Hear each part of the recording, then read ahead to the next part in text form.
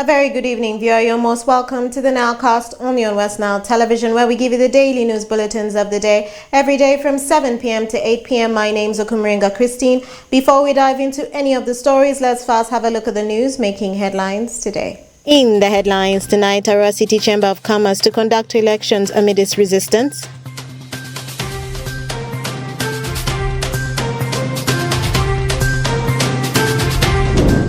Contractor on the spot for delayed completion of Wadilai irrigation scheme.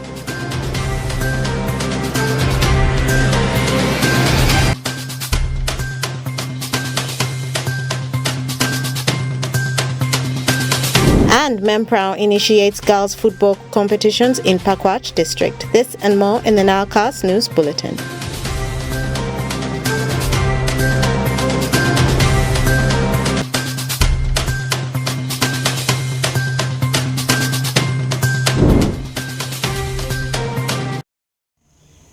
It's the 11th of November 2023 and you're most welcome to the NILECAST only on West Nile Television. Now let us dive into some of the stories of the evening. Arua City Chamber of Commerce has scheduled 13th of November as a day to conduct elections for the available 4 major leadership positions amidst the warnings from the city commercial officer over their irregularities. This comes 2 weeks after the first Chamber of Commerce elections were aborted due to irregularities worsened by the hooliganism exhibited on the election date. Frederick Jamadri reports more. Arua City Chamber of Commerce has scheduled 13th of November 2023 as the date to conduct elections for the available major leadership positions amidst warnings from the city commercial officer over irregularities. This comes 2 weeks after the first Chamber of Commerce elections were aborted due to irregularities worsened by the hooliganism exhibited by the business persons on the election date. Montoni Rose, the secretary for Chamber of Commerce Arua District, explains that since Arua City had no recognized leadership structure, they have been authorized by the National Chamber of Commerce to oversee the elections of the city. Montoni adds that with the budget of over 10 million Ugandan shillings, all has been done towards successfully delivering the elections. We have the team that is traveling from the headquarters. We have the team that is especially the security apparatus. We have the venue. And then we have the public address system. We have the meals. We have the refreshments. The budget is standing around 10 million plus, slightly around 10 million. And that is the budget that we are managing in order to ensure that this day comes and passes real swiftly without any other interference. Whereas Joshiga Muhammad, the coordinator, Chamber of Commerce Arua District, explains that politicking activities of Chamber of Commerce is a wrong methodology that the business persons should not adopt to avoid a mess in the sector. People term it as a politics, but it is a members. We are trying to remind our members, these 220 members, to come and for their general meeting. To be a member, you must be in an association. It is the chamber, current chamber, which is under the leadership of Jackson Liatima, is calling his members for a meeting. So I think by that, there is no cause of confusion. If your name is there, you are a member. There's no guideline saying that, but regularly, as being a business election, it should be friendly. Even it can be by hand, it can be by lining up. It's that those people who are within that area to decide. However, a letter addressed to the resident city commissioner of Arua City by the commercial officer dated 10th of November 2023 in parts indicate that the elections should not be conducted, citing irregularities ranging from limited time for the verification of the registrar of voters likely to affect the processes, among other details cited in the letter. But Montoni downplays the issues raised in the letter, stressing that they have done all it takes to ensure a successful and transparent delivery of the elections. The letter that I have seen, and I think that letter does not have any aspect of authenticity. One clarification I want to make out of that letter is it is pointing out that the members do not have the telephone numbers which are recorded, therefore the election should be conducted. No. Then the second aspect was about the publicity. When you look at the publicity of chamber elections, which is supposed to be by mandate, be done within a framework of 2 weeks. And I think as Arua City, we have surpassed that very particular level of qualification. I don't think that there's any aspect, any single dot or a molecule of illegality in this matter. The elections for the business community in the districts and municipalities under Chamber of Commerce by law is to be presided over by the representatives of National Chamber of Commerce, Ministry of Trade and the Commercial Officer to ensure transparency. Ezamahamu Zamil, Arua City Deputy Resident City Commissioner in charge of Arua Central Division, tasked the business community in the city to be well behaved during the elections. He warns that they shall not hesitate to arrest any person who exhibits acts that are against the law. But if you are interested to come to disrupt the election, you will face some people there. And we are going to arrest people, by the way. I want to assure you, I know my work. We are not going to fear anyone. We are going to look at the legality of the situations there. If you have caused a chaos, it is a crime, we are going to arrest you, regardless of your position. The Chamber of Commerce elections in Arua district have had a long history of being unsuccessful due to tendencies of hooliganism and disrespect during the voting time. For instance, in 2016, the elections were aborted, forcing some of the individuals to assume positions as the leadership of Chamber of Commerce without successful elections termed to be for the Arua district. Now overseeing the activities of Arua municipality, the present Arua city. Frederick Tamatri, West Nile TV, NILECAST. And more in our stories, the leaders in Pakwach district are skeptical of the completion of Wadilai irrigation scheme. That's major aim is to boost agriculture production in the district, but the delays and the shoddy works on the scheme is causing mayhem amongst the beneficiaries. Alfred Jawok reports more. During the monitoring of government projects in Pakwach district by the team from the Office of the President, Fatuma Namakwa expressed disappointment over delays in the completion process, which stands at 75% since 2018, when the contract was awarded by the Minister of Agriculture to Coil Company Limited. Namakwa, during their first monitoring meeting with leaders and technocrats at Pakwach District Health Boardroom, was pleased with the reports by the district chairperson Pakwach District, Omito Robertstein, that all government projects in the district are doing well. But upon reaching some of the sites where the projects are located, like Wadilai irrigation scheme, it was discovered that the project will not perform its intended purpose to help the farmers. Namakwa directed the contractor undertaking the project to put in writing what could be the reasons for the delays, since the completion period is in December 2023. Omito Robertstein, Pakwach District Chairperson, blames the Minister of Agriculture for awarding project contracts of hybrids to eligible contractors who do not perform and complete their works on time. My visits have yielded numerous results. For example, some of the poor performing contractors have been blacklisted. Where you have complaints of contractors, please let us know, so that, especially on those hybrid projects, there are so many complaints of these projects where you find contractors cannot deliver just because they have a number of projects. Omito refuted the claim by the site manager, Coil Company Limited, Mr. Edison Razak, that the work was delayed by the land disputes to complete the work on the stipulated time frame. To all the and they have been buying time here, there. If you investigate deeper, you will find that these small land issues which we manage. Discussions have been going on while work was going. Security was in place. You will realize that there was no single moment work had to stop. But machines will not be there. When they hear people are coming, they get someone. The capacity issues, and seriousness, maybe they have some spirit somewhere. Those are kind of things. People are tired, people are blaming us, and they feel the shoddy workmanship is actually now killing them with excessive flood. Whereas in the intention of the president when he pledged this thing being played around with. For me, I'm the most unhappy person. Jen Avur Pachoto, the Pakwach District Woman Member of Parliament, during the site visit said, though it was affected by compensation of landowners that delayed the completion of the project, but the works at Main Ganal, where there is no conflict of land compensation, is not yet completed.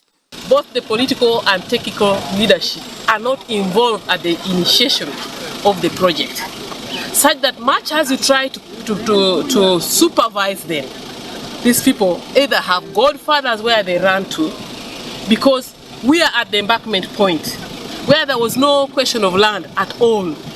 They are claiming that this has been, delayed because of some land issues that we had in Adiri there. But this is something that came later on, and which to a very great extent has been somehow resolved.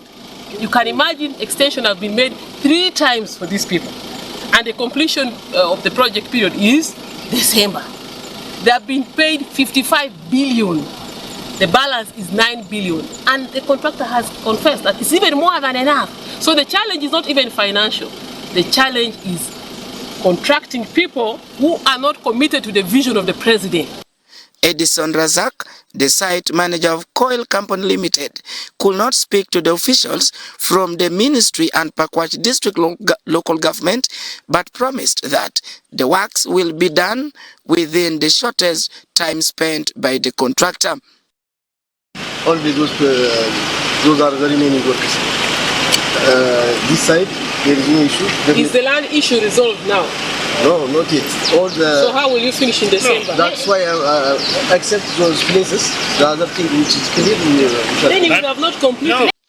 The Pakwach Resident District Commissioner Paulo Sero exhibited his dissatisfactions over the false information given to His Excellency, the President of Uganda, Yoweri Kaguta Museveni, that Wadla irrigation scheme is at complete as it was witnessed in his previous State of Nation address.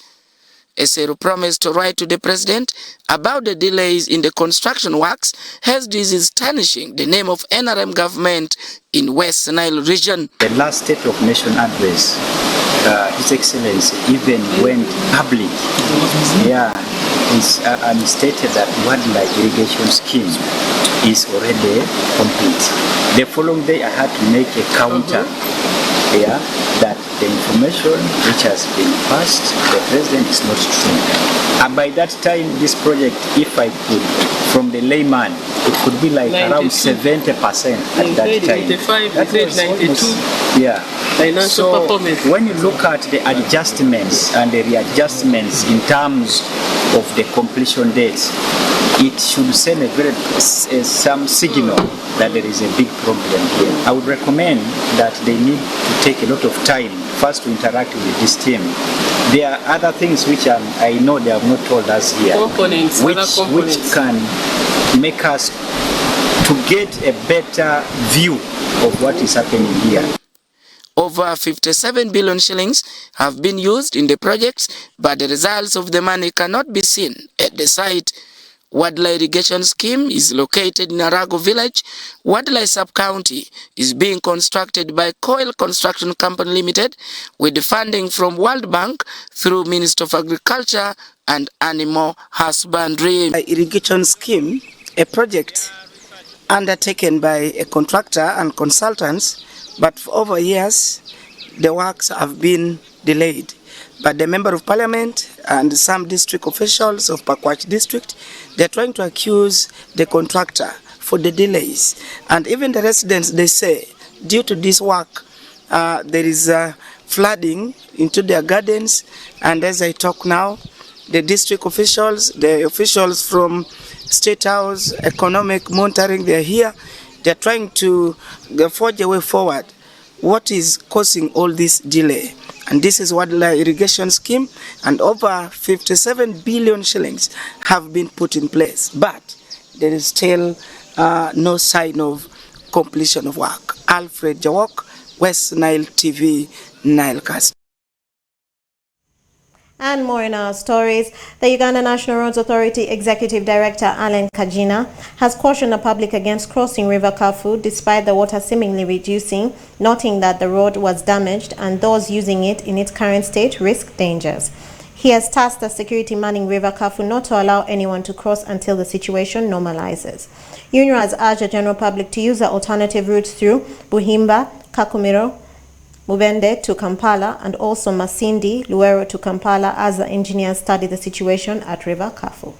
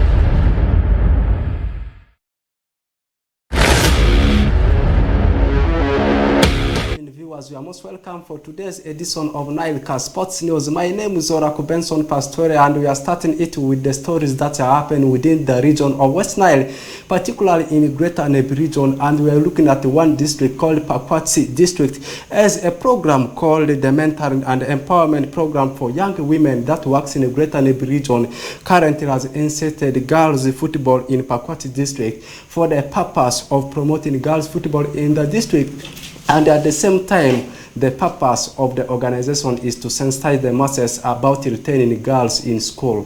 Let's have the story. In the last 2 years, the government closed all learning institutions in a bid to curb the spread of coronavirus and reopened schools in staggered manners as many young girls dropped out of schools in Pakwach district. For this reason, MEMPRO notes that there is cause for alarm to curb the challenges with immediate action among young girls. This was revealed to West Nile TV this afternoon during a women's football competitions held at Omach Primary School playground as 5 schools competed among themselves to showcase the talents of girls in football who believed to have hidden gifts. Stella Oyungroth, the program's officer MEMPRO, during the game said their aim is to promote girls football and sensitize the masses to keep girls in school.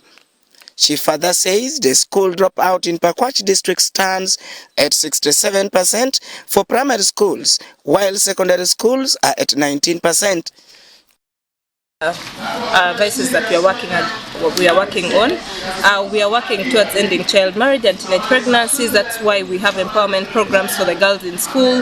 We have social survival that we give to these girls at school level. We train them on seeing how they can exist in this school and explore their full potential to exist from P1 up to P7 so that they don't drop out in between there, because as we all recognize, most times many girls and boys enroll at primary 1 level, but eventually as they reach P5, P6, you find very few girls. You may find about 5, 6 against the many number of boys. So we want to see that if they are participating in sports, there is something they will be looking up to. Someone who loves sports will always be like, I cannot drop out because I have that sporting activity that I have to go back to. Some of the participants expressed their happiness in playing girls' football since the district could not organize for them. They thanked MEMPRO for bringing the competitions on time. Siriako Poti, sports officer Pakwach District, applauded MEMPRO for their gold initiative to hold girls' football in the district, has sent an educative message to parents in the villages. He pledged a district commitment to support sports for young girls. Zulaika Amina, a deputy head teacher Pakwach Public Primary School, is optimistic that the girls' football competitions will leave a good footprint as school girls from across Pakwach Town Council participated willingly. The 5 primary schools who participated include Pakwach Girls Primary School, Ayara Primary School, Pakwach Public Primary School, Pajubi Primary School, and Wankawa Primary School, and most of the valuable players went away with gifts of appreciations from MEMPRO. Alfred Jawok, West Nile TV, NILECAST. More of the stories in West Nile Regional League Match Day 2 actual kick-started today. Taking a look at how some of the games have ended. Lee City, that is commonly known as Alpha Rising Stars, were able to defeat Pakwach Super Eagles by 2-0. Meanwhile, another win for a team that comes from Zombo District. I am talking about Paida Black Angels, as they were able to edge Kluva Rainbow by 1-0. More of the games will get on the card tomorrow, with the biggest of which in Yumbe District, a derby between Araka FC and the team of Coach Urban. Meanwhile, Padera Rising Stars will take on Paida United. There will also be a game between Arua City, as they will be traveling away to Zeus Central. Meanwhile, Nebi Central in Nebi Derby will take on that Greater Nebi Region Derby will take on the team of Pakwach Youngsters, and expect a game between Total FC and the team of Koboko Rising Stars, and Yumbe Hospital will take on the team that's Odamachaku Central. Still in more of the stories, in Star Times Uganda Premier League, Muhammad Saban's Brest, of course, earned the first 3 points for the team of Kasasiro Boys in Star Times Uganda Premier League over the team of Vipers. The game ended by 3-1, and the win, of course, the team of KC has got over Vipers, has taken them to 14th position with 4 points. Meanwhile, the team of Vipers remained in the 4th position with 14 points. Now, briefly taking a look at how the other games have gone. We saw the team of Jogo Sports Club Villa beating the team of Bull by 3-1. Sports Club Villa beating Arua Hill by 3-1. And there was a game between UPDF that went on to beat Bull by 2-0. Meanwhile, 2 games were played today. We saw the team of Gaddafi edging out Busoga. Meanwhile, the other game was actually between NEC and Maroons, where we saw NEC beating Maroons by 1-0. Briefly highlighting the table standing, the top 3. On top is still Maroons with 18 points. Second is Chitara with 16, and the team that completes the top 3 is, of course, the team that's NEC FC with 15 points. Let's finalize everything with what is coming in European sports, as Ferguson, a striker for the team of Brighton and Hove Albion, has already extended his contract with the team.